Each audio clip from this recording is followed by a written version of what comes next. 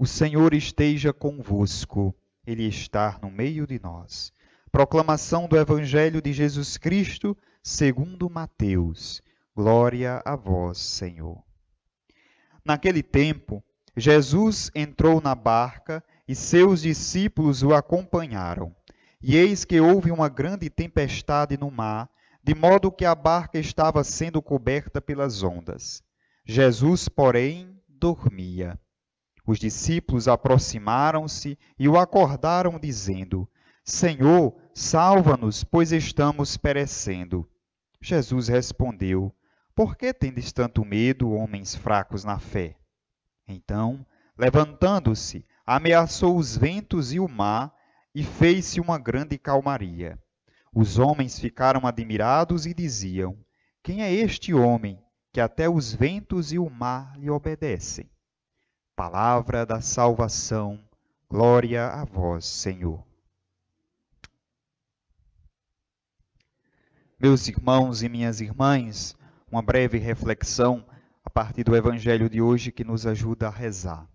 A narrativa de hoje, do evangelista Mateus, é desta passagem do mar revolto. Está Jesus num barco com os discípulos, acontece uma grande tempestade, a ponto das ondas quererem invadir o barco, e tem um grande detalhe, ou melhor, dois detalhes. O primeiro é o pavor dos discípulos, e ao contrário, totalmente ao contrário, a tranquilidade de Jesus. Tranquilidade essa a ponto do evangelista dizer: Jesus dormia.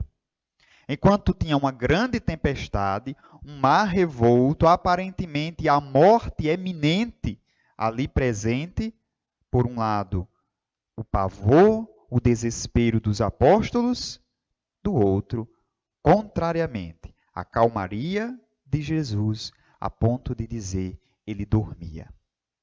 O que essa passagem quer nos dizer? Quais são os símbolos desta passagem? Primeiro que a barca significa comunidade, é a comunidade cristã. Tá? Nós não podemos ler a Bíblia simplesmente numa visão literalista, ou seja, se está dizendo que é um barco, então era um barco mesmo feito de madeira. Não, Mateus está transmitindo para a sua comunidade uma catequese.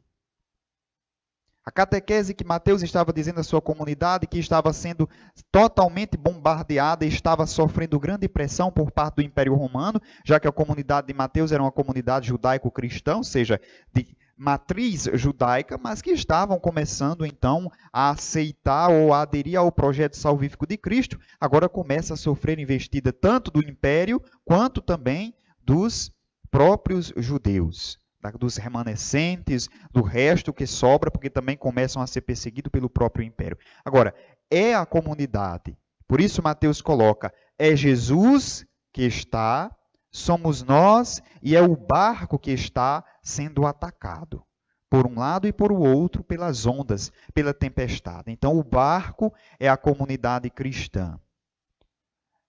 As ondas, a tempestade, são as dificuldades que vêm querendo derrubar, afundar, destruir essa comunidade cristã, este barco.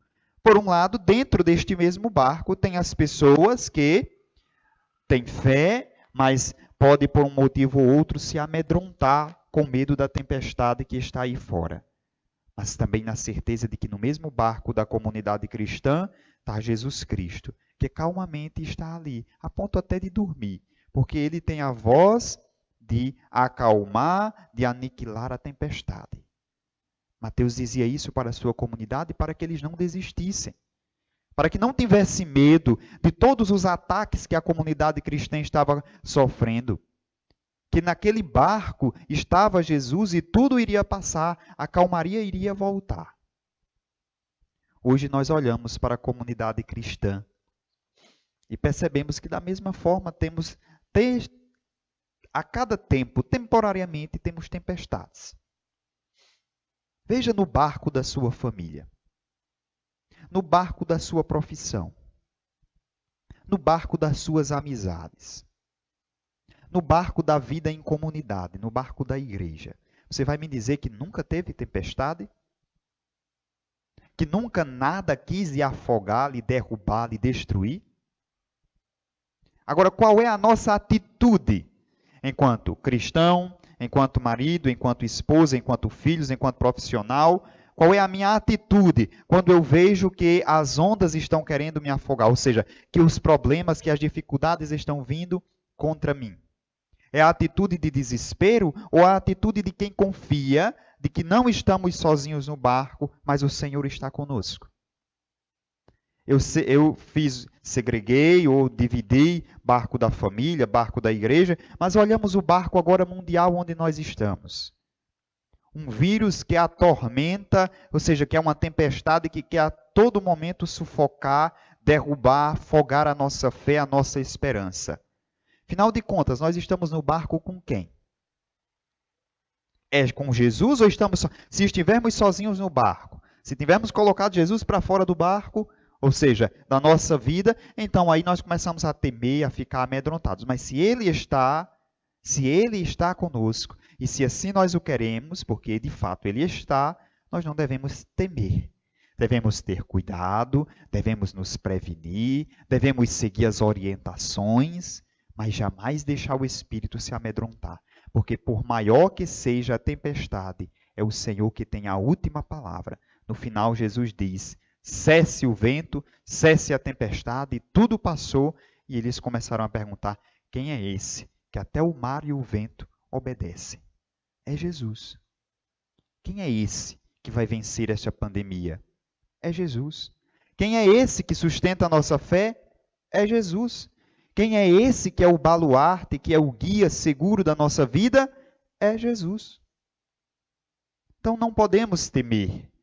Nós não podemos nos amedrontar. Devemos ter esperança de que a tempestade, como diz aquela canção, não é? A tempestade vai passar.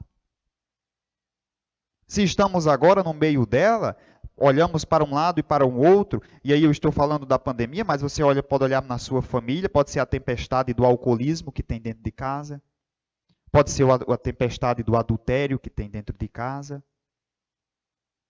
Tudo se resolve quando confiamos no Senhor, que está conosco e nos orienta, não pulando. Se os discípulos tivessem permanecido com medo e não tivessem recorrido a Jesus e tivessem pulado do barco, tinham morrido. Então, quando nós achamos que a tempestade está forte, nós queremos pular do barco da fé, da esperança, do barco onde está Jesus, nós morremos. Se não fisicamente, mas espiritualmente. Nós precisamos permanecer no barco, firmes e confiantes naquele que está conosco, naquele que guia o barco, naquele que sustenta e naquele que tem a última palavra em todos os sentidos.